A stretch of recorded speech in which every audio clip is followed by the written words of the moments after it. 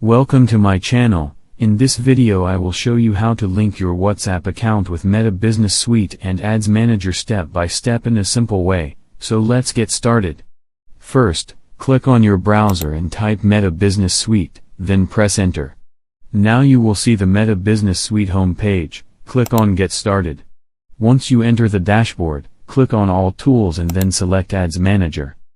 When Ads Manager opens, click on Business Portfolio, then select your account and choose your ad account.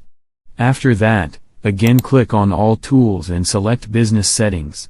Inside Business Settings, find and click on WhatsApp Accounts. Now click on the Add button, and you will see two options: Create WhatsApp Business Account and Link WhatsApp Account. Click on Link WhatsApp Account. Now enter your WhatsApp number and click on Continue. You will receive a verification code on your WhatsApp. Enter that code to confirm. After verification, your WhatsApp account will be successfully linked with Meta Business Suite and your ads account, and now you can use it for running ads and managing customer conversations easily. So that's it. If you liked this video, then like, subscribe and press the bell icon for updates.